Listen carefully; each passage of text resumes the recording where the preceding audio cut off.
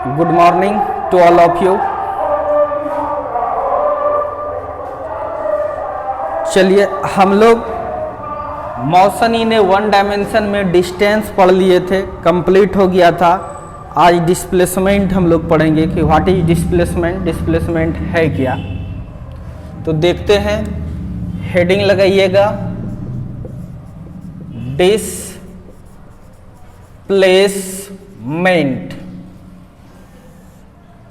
हिंदी इसका होता है विस्थापन। ये देखते हैं डिस्प्लेसमेंट क्या है। सपोज डैट ये यहां से चलना स्टार्ट किया और कोई पार्ट के लिए यहां पर पहुंचा है, तो ये जो पाथ लेंथ था, एक्चुअल पाथ लेंथ, ये आपका डिस्टेंस था। क्या था ये? डिस्टेंस। इस पोजीशंस को बोलते हैं इनिशियल पोजीशन, प्रारंभिक स्थिति, और इसको हम लोग बोल रहे हैं फाइनल पोजीशन। फाइनल पोजीशन मतलब होता है अंतिम स्थिति। तो ध्यान से देखना है। डिस्प्लेसमेंट का मतलब ये होता है कि आप चले कैसे कैसे उसको नहीं देखना है, जहाँ से चले थे और कहाँ पहुँचे, इसका जो लीस्ट पाथ लेंथ, यही हो सकता है सबसे लीस्ट पाथ लेंथ, सबसे न्यूनतम पाथ लेंथ, पथ लंबाई यही होगा लीस्ट पाथ लेंथ। तो यही जो लीस्ट पाथ लेंथ है, यही कहलाता है आपका displacement.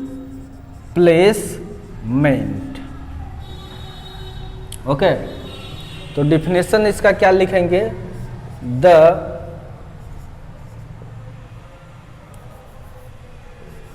Least path length between initial and final position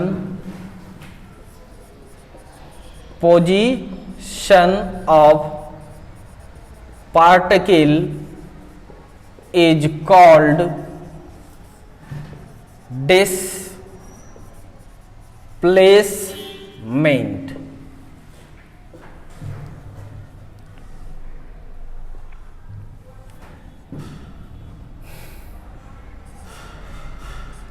प्रारंभिक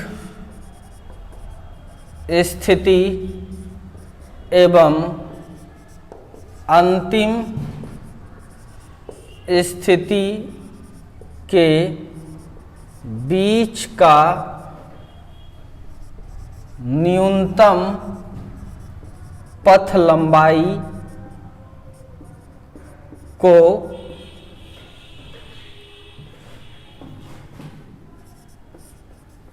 विस्थापन कहते हैं।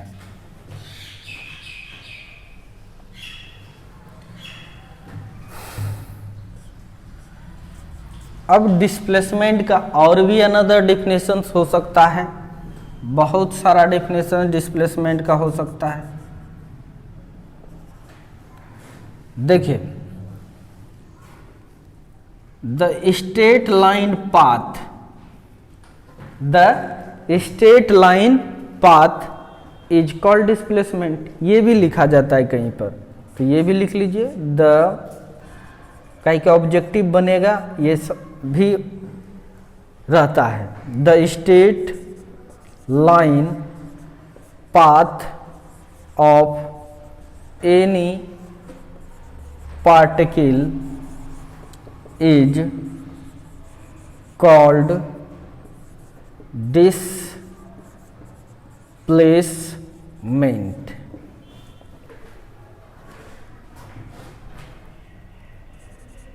किसी कण द्वारा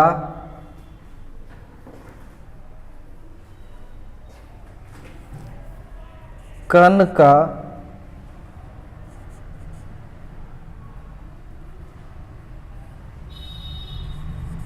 सीधी रास्ता, सीधी पथ, लंबाई को विस्थापन कहते हैं।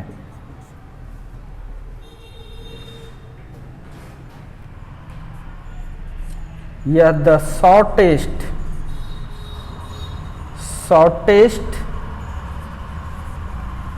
Distance between 2 points is called displacement। ये भी आप लिख सकते हैं, दो बिंदुओं के बीच की न्यूनतम दूरी को क्या कहते हैं हम लोग? विस्थापन कहते हैं। ये तो डिफरेंट टाइप का डिस्प्लेसमेंट का आप डेफिनेशंस दे सकते हो। नहीं, कैसे निकालना है डिस्प्लेसमेंट को? इनिशियल पोजीशंस देखना है, फाइनल देखना है, एकदम सीधा खींच देना है, वही आपका डिस्प्लेसमेंट होगा। गया है कि नहीं गया इधर से, उससे कोई मतलब नहीं है। समझ में आ रहा है कि नहीं?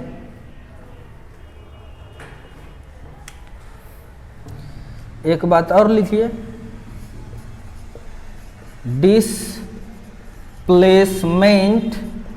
इज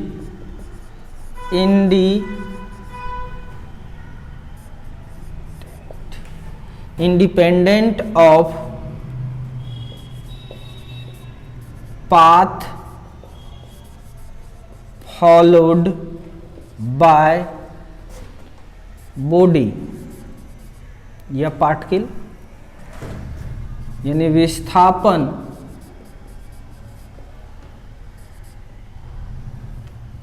अनुसरण किए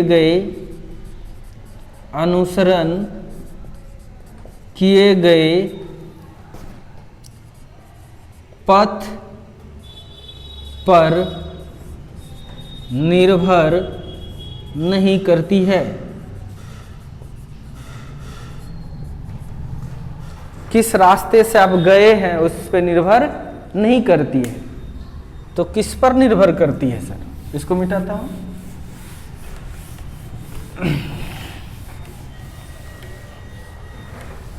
अगला बात लिखना है, ये सब बहुत इंपॉर्टेंट है। Displacement depends upon only initial and final position।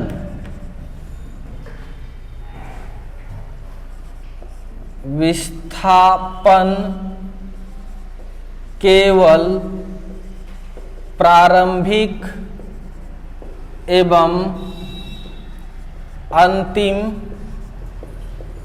स्थिति पर निर्भर करती है। ठीक है। और एक इम्पॉर्टेंट जो है पॉइंट,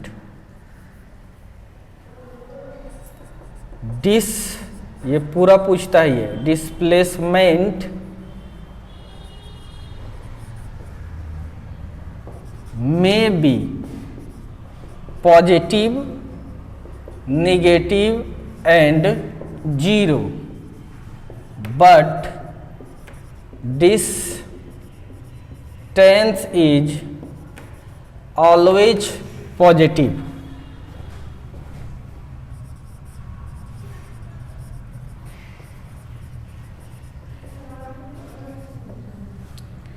यानी विस्थापन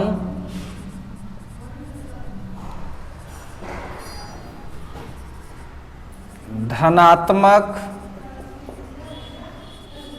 ऋणात्मक एवं शून्य हो सकता है, लेकिन दूरी, ये बात को समझाएंगे, केवल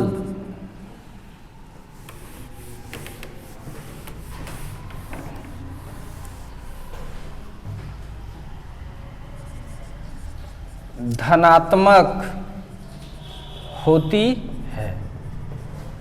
डिस्टेंस केवल पॉजिटिव होता है, लेकिन डिस्प्लेसमेंट जीरो भी हो सकता है, पॉजिटिव भी हो सकता है, नेगेटिव भी हो सकता है। देखिए ये सब जो टर्म है फिजिक्स का, डिस्टेंस, डिस्प्लेसमेंट, रेस्ट, मोशन, ये सब 9th स्टैंडर्ड का है, नहीं, इसलिए कभी भी आपसे कोई डिफिनेशंस नहीं पूछा जाएगा। जब भी पूछा जाएगा उसको आप समझे हैं किस तरह से, उस पर क्वेश्चंस पूछा जाता है, ठीक है। इसलिए यह कई एक बार पूछा है नीट सब का क्वेश्चन बैंक जब आप पलटोगे, नहीं कि डिस्प्लेसमेंट क्या है, only positive, only negative, zero, all, तो क्या लिखेंगे, ऑल नहीं, तो सब होगा। अब आपको समझना है कि जीरो डिस्प्लेसमेंट किसको कहते हैं, पॉजिटिव डिस्प्लेसमेंट किसको कहते हैं, नेगेटिव डिस्प्लेसमेंट किसको कहते हैं, ये सब पूछ सकता है तुमसे, ठीक है। आप पहले लिखिए पॉजिटिव डिस्प्लेसमेंट,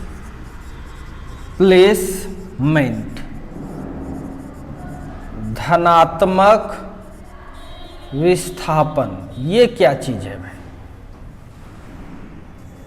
इस चीज को हमको समझना है।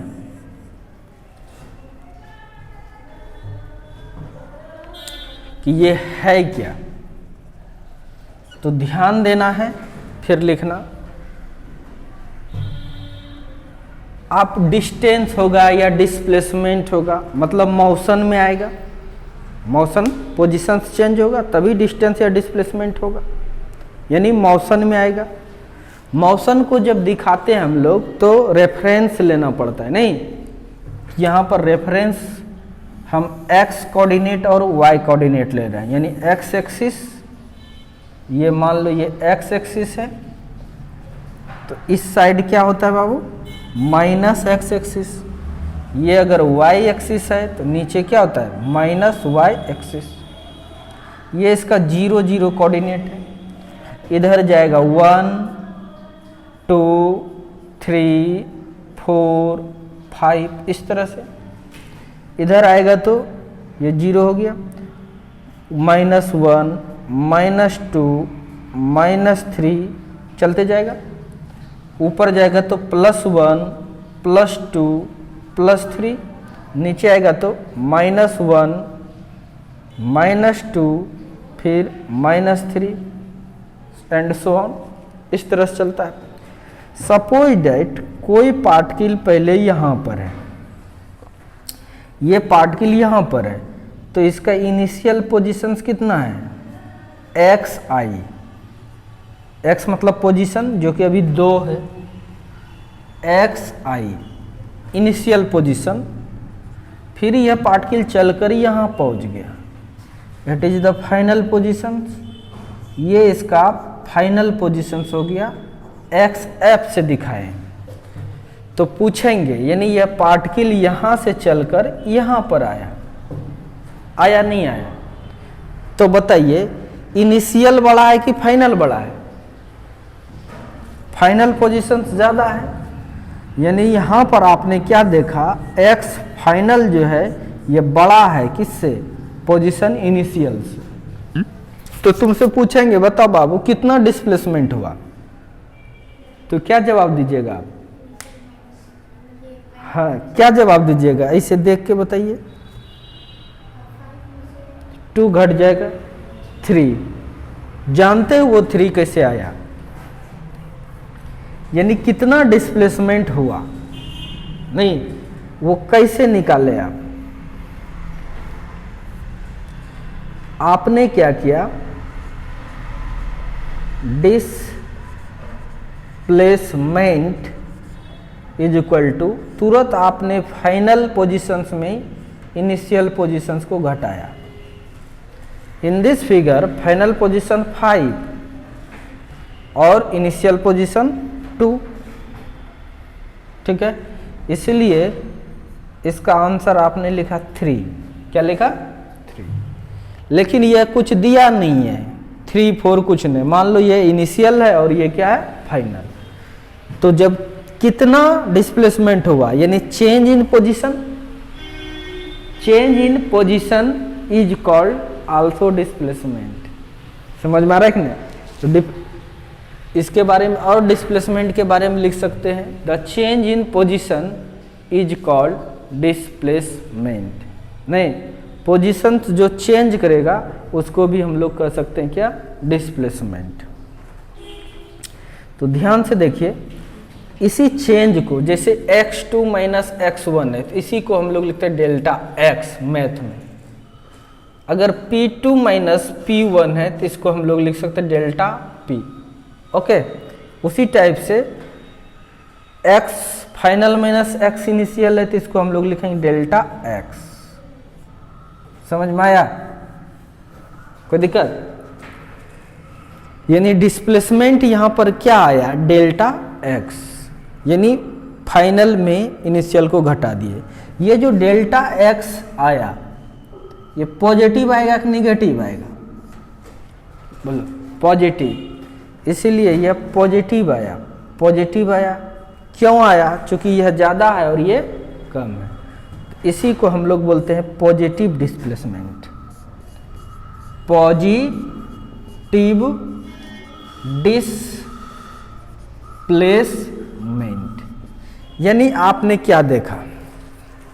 अगर फाइनल पोजीशन इनिशियल पोजीशन से बड़ा है तब कैसा डिस्प्लेसमेंट होता है?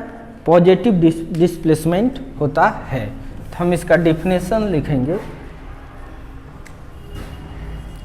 If the final position of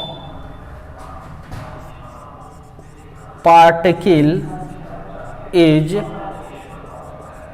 greater than initial position, then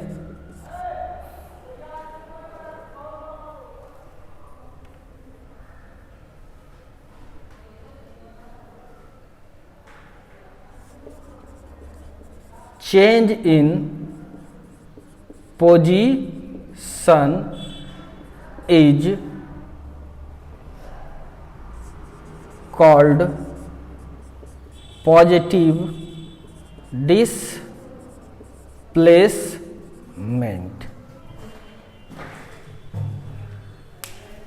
ऊपर मिटाऊं?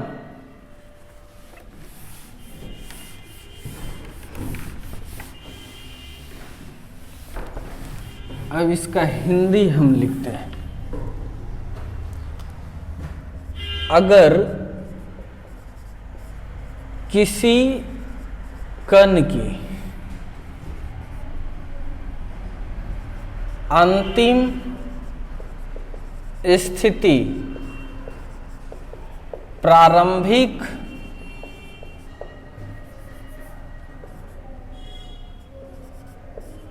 स्थिति से बड़ा होता है तो स्थिति में परिवर्तन, स्थिति में परिवर्तन को धनात्मक विस्थापन कहते हैं। एकदम समझ में आ गया हुआ? क्लियर? अब हम लोग चलेंगे दूसरा नंबर पे, निगेटिव। पूछ सकता है तुमसे एग्जाम में, निगेटिव डिस्प्लेसमेंट क्या है? पढ़ लिए डिस्प्लेसमेंट, आप पूछ दिएगा। डिस्प्लेसमेंट पूछता नहीं है, कभी नहीं पूछेगा, वो सब 9th क्लास में है। इसलिए निगेटिव डिस्प्लेसमेंट ये किसको कहते हैं? आपको समझ में आ भी गया होगा। इसमें क्या होगा, ध्यान से देखिए, शुरुआत में कोई कण यहाँ पर है, मान लो ये कण यहाँ पर है, को बता चुके हैं कि इसको भी कण कह सकते हैं मोशन के केस में, और बाद में यह कण यहाँ पहुँच गया, ये इसका इनिशियल पोजीशन हो गया और ये इसका फाइनल पोजीशन हो गया। समझ में आ रहा है कि नहीं? तो यहाँ पर जो रेफरेंस लेते हैं, मतलब वहीं से कोई देखता है, क्या लगेगा, वो आ रहा है, नहीं समझे? तो डिस्प्लेस हुआ तो क्या हुआ, नेगेटिव डिस्प्लेसमेंट हुआ। इधर जाना प्लस तो इधर आना माइनस। कितना बच्चा कंफ्यूज करता है कि ये प्लस एक्स एक्सिस है ना, इसी में ना चला सर तो प्लस होगा, नहीं, इधर जाने को प्लस तो इधर आने को माइनस। इससे और नजदीक आ गया ना, ये यहाँ से चलकर यहाँ पर आ गया। तो इस केस में आपका फाइनल पोजीशन नहीं, इनिशियल पोजीशन बड़ा हो जाता है किससे, फाइनल पोजीशन से। लेस कर सकते हैं, तब क्या होगा, निगेटिव होगा। करके देखिए, ये इनिशियल है और ये फाइनल है। चूंकि ये बड़ा है, इनिशियल बड़ा है और ये छोटा है, तो आपको क्या करना है, फाइनल में घटाना है किसको, इनिशियल को, नहीं फाइनल में इनिशियल को इन घटाते हैं डिस्प्लेसमेंट में, तो फाइनल में घटाएंगे इनिशियल को। तो देखिए फाइनल कम, इनिशियल ज़्यादा, यानी ये वाला ज़्यादा और ये वाला कम, मतलब नेगेटिव। क्या आएगा, नेगेटिव, यानी चेंज इन डिस्प्लेसमेंट जो है नेगेटिव होगा। इसीलिए ऐसे डिस्प्लेसमेंट को हम लोग क्या कहते हैं, निगेटिव डिस्प्लेसमेंट।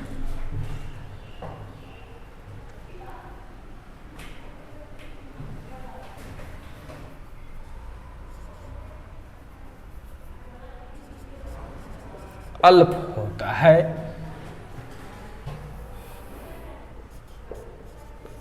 ऋणात्मक विस्थापन कहते हैं। फिगर यही बनेगा।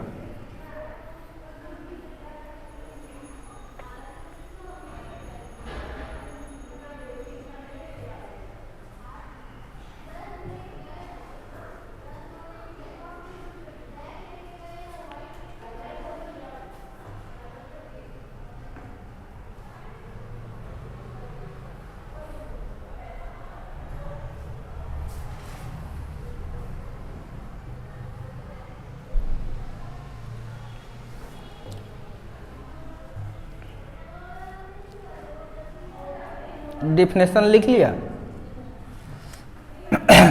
अब तुमसे कोई पूछ सकता है जीरो डिस्प्लेसमेंट किसको कहते हैं।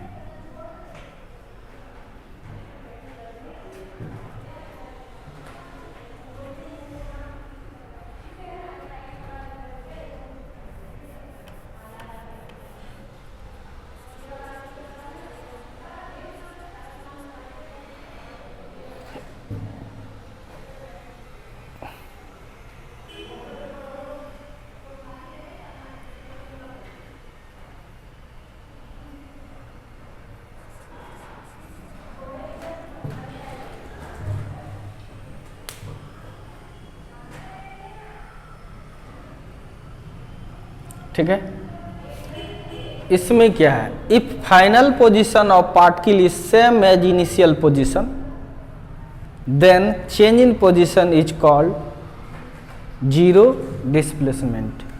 देखिए, यानी यहां पर फाइनल पोजीशन और इनिशियल पोजीशन दोनों बराबर होगा। जैसे सपोज डेट कोई पार्टिकल पहले यहाँ पर है और ये यहीं पर रह जाएगा, और ये शुरुआत में मानो यहाँ पर है xi, बाद में भी देखा जाए तो ये यहीं पर है। समझ में आ रहा है कि नहीं? या तो यह रुका है उस समय भी जीरो डिस्प्लेसमेंट हो सकता है, कंडीशन पढ़ाएंगे फिर जीरो डिस्प्लेसमेंट का, ये भी पूछता है। रुका रहेगा तब फिर भी जीरो डिस्प्लेसमेंट बोलेंगे। यह चल कर इधर गया और फिर लौटकर वहीं आ गया, इसका मतलब फिर भी क्या होगा, जीरो डिस्प्लेसमेंट। इसीलिए लिखे हैं if the final position of particle same as initial position then change in position is called zero displacement. It means ये चूंकि ये दोनों बराबर है इसलिए क्या आ जाएगा, बोलो जीरो। क्या आ जाएगा, जीरो। इसीलिए इसको कहेंगे क्या हम लोग,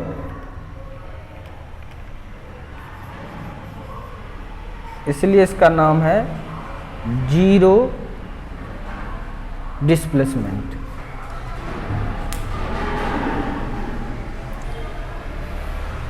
अगर किसी कण की अंतिम स्थिति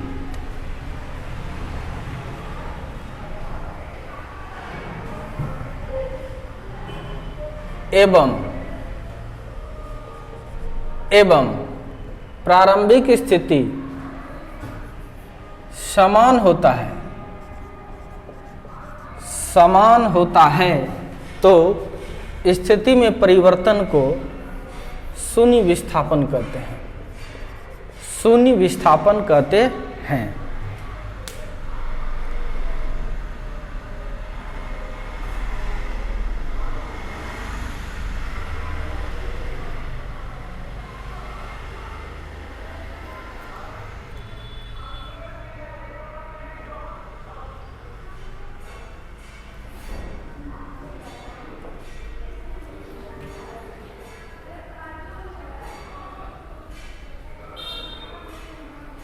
मिटा दो।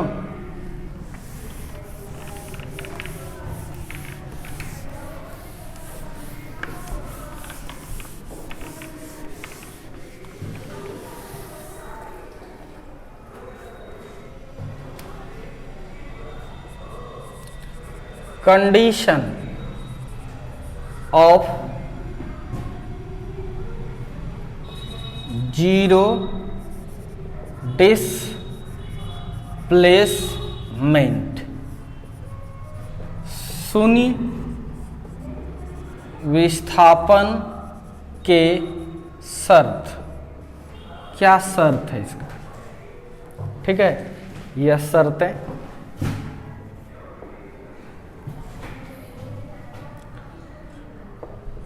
पहला, if the particle does not move then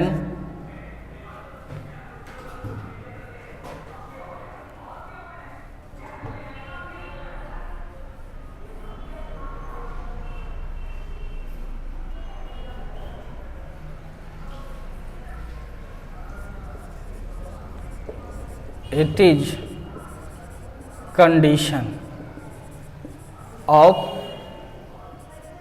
zero displacement, ठीक है। अगर कण गति नहीं करता है तो यह शून्य विस्थापन का शर्त है, ठीक है। Example, for example,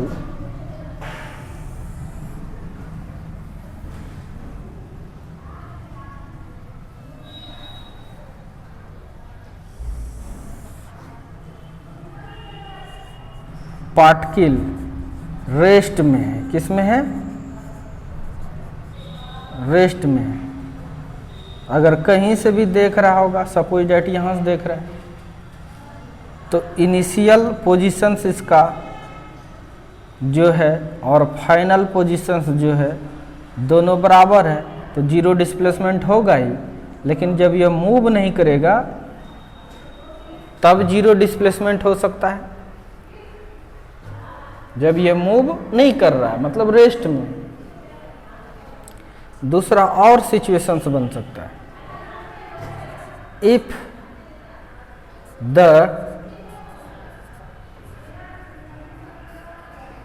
particle moves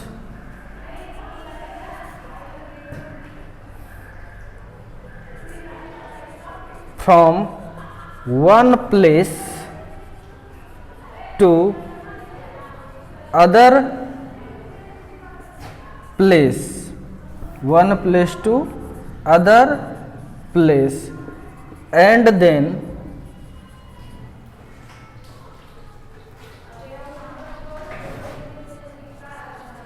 reach again same place,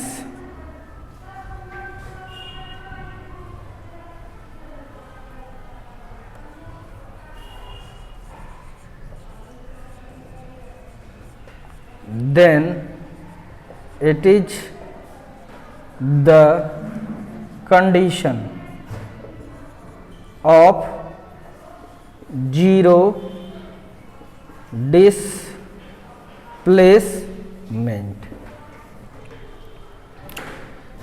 यानी है ये, अगर कण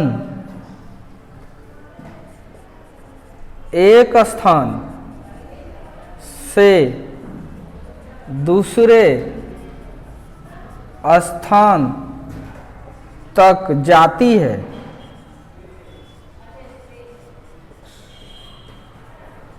एवं पुनः उसी स्थान पर या पुनः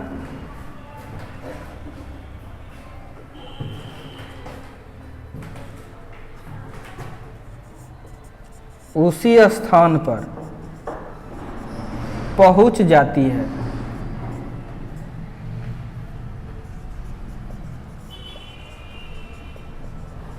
तो इसे शून्य विस्थापन के शर्त कहते हैं।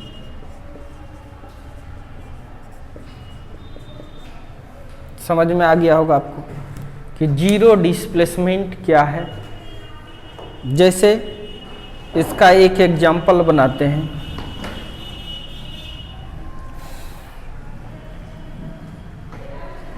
एग्जाम्पल मिटाओ इसको।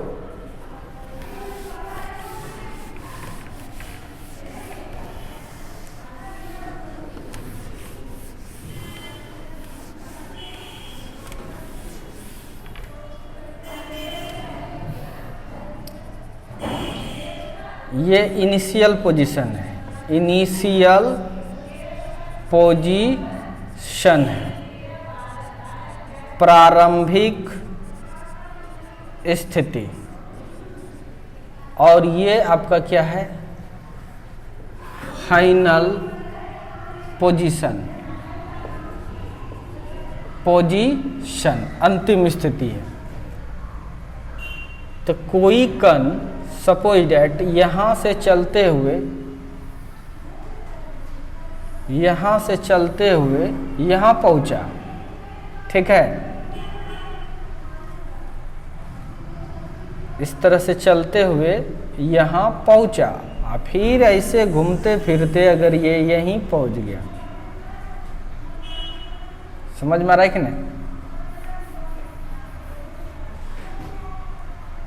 इनिशियल भी यही हो गया और फाइनल भी पोजीशन यही हो गया। बोलो, ये है वन प्लेस और ये अदर प्लेस, दूसरा स्थान। और ये क्या है आपका, पहला स्थान, पहला स्थान। तो इस समय भी हम क्या कहेंगे, टोटल डिस्प्लेसमेंट जो होगा वो क्या होगा, जीरो डिस्प्लेसमेंट। समझ में, इनिशियल और फाइनल पोजीशन एक ही पॉइंट पर हो गया लेकिन घूम करके फिर वहीं पर पहुंच गया। तो ये भी एग्जाम्पल के तौर पर बना सकते हो। यह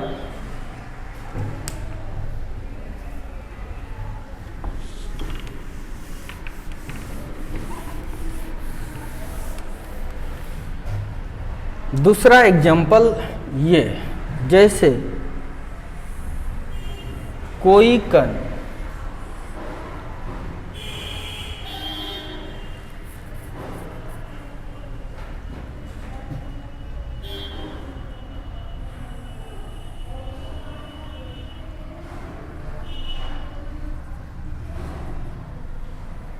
इस जगह से चलना स्टार्ट किया, चलते गया चलते गया चलते गया और फिर आके यहीं पर पहुंचा।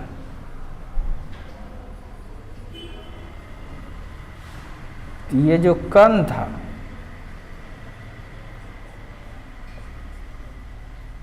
अभी भी देखिए इनिशियल पोजीशन और यही है आपका क्या, फाइनल पोजीशन। तो ये भी आपका क्या होगा, जीरो डिस्प्लेसमेंट। ठीक है, चलते हुए आया और फिर आके वहीं पहुंच गया, यानी डिस्प्लेसमेंट विल बी जीरो। लेकिन डिस्टेंस की बात करेगा तो यहाँ से सब पूरा ये डिस्टेंस कहलाएगा नहीं, डिस्टेंस कभी जीरो हुआ नहीं हुआ, नेगेटिव भी नहीं होगा डिस्टेंस, एवं केवल पॉजिटिव होगा।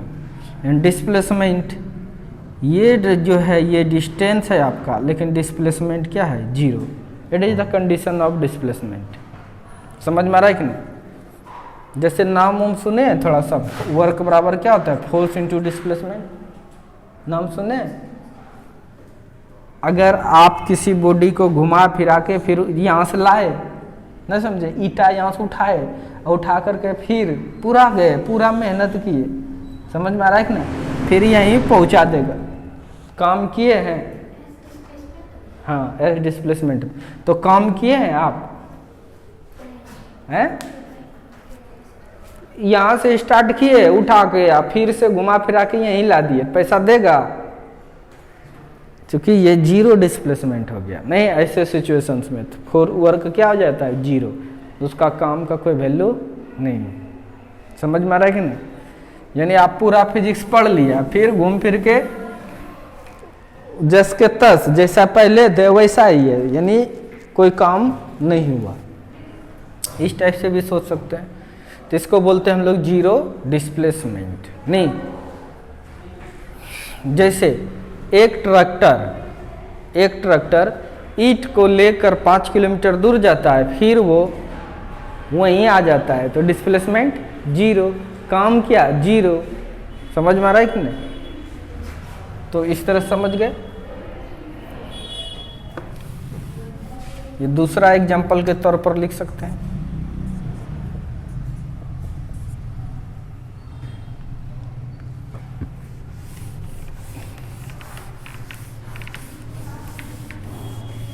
अब थोड़ा सा एनालिटिकल स्टडी करते हैं डिस्टेंस डिस्प्लेसमेंट का, जो कि 100% अब विजन क्लियर कर देगा।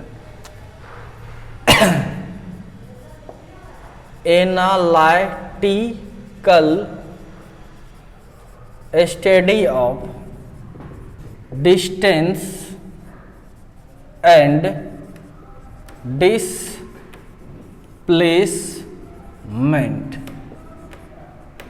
दूरी एवं विस्थापन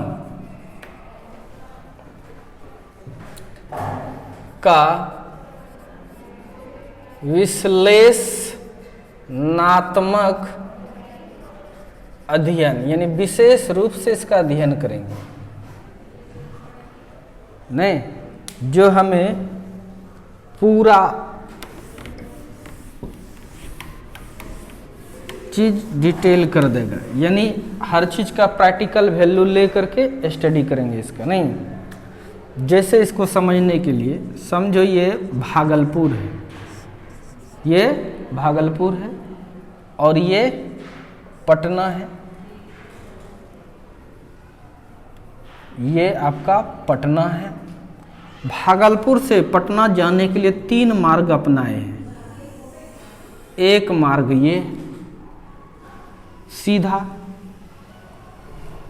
एक इस तरह का है, एक है इस मार्ग पर कौन जाएगा? बस जा सकती है कि बस जिधर रोड है उधर उधर से जाएगी। सीधा भागलपुर से पटना सीधा रोड है? नहीं। हाँ, यानी इधर बस चल रही होगी।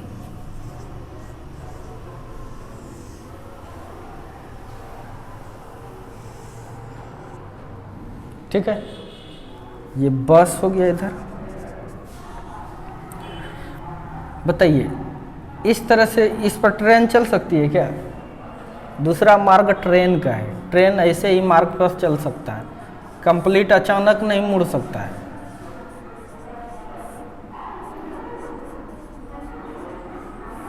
ओके, और ये हवाई जहाज नहीं, ये हेलीकॉप्टर।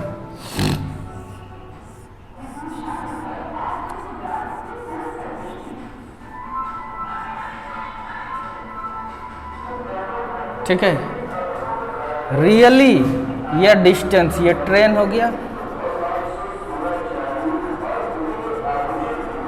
एरोप्लेन हो गया, हवाई जहाज, ये एरोप्लेन हो गया, हवाई जहाज। रियल में ये 175 किलोमीटर है। यह रियल में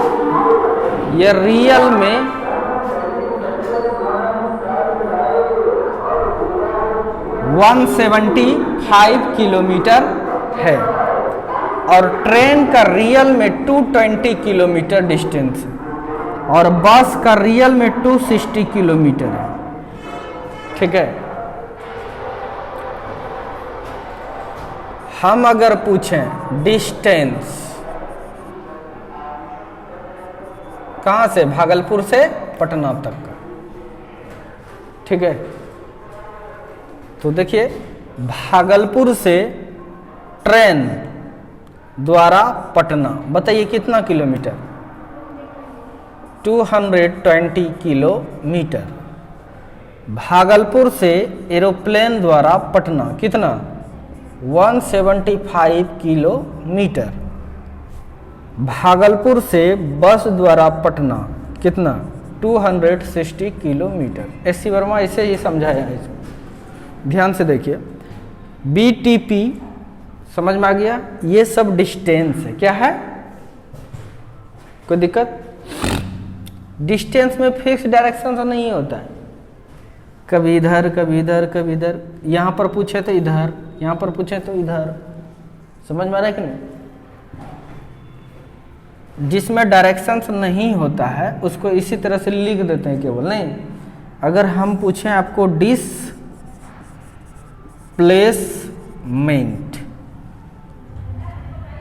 कहाँ से? भागलपुर से पटना। समझे? तो डिस्प्लेसमेंट BTP कितना हो जाएगा बोलो? 175 किलोमीटर। डायरेक्शंस होता है इसीलिए वेक्टर लगा देते हैं। ठीक है, भागलपुर से एरोप्लेन द्वारा पटना कितना होगा डिस्प्लेसमेंट? 175 किलोमीटर। भागलपुर से बस द्वारा पटना ये कितना होगा? 175 kilometre. By observation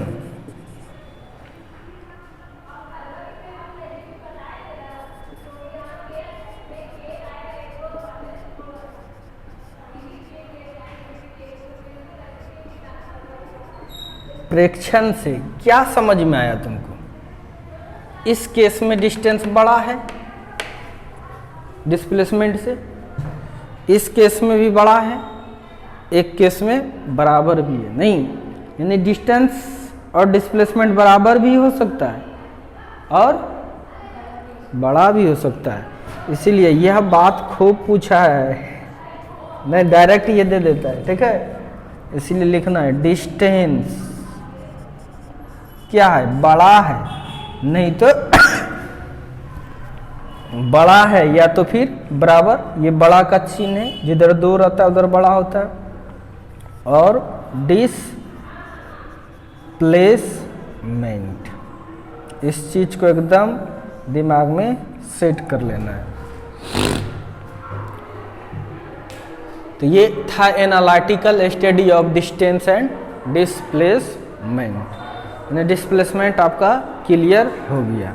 displacement initial position पर और फाइनल पोजीशन पर निर्भर करता है। सारा बात लिखा है, उसको मन लगा के पढ़िएगा तो सब कोई कन्फ्यूजन नहीं रहेगा डिस्टेंस और डिस्प्लेसमेंट का। ठीक है, थैंक यू।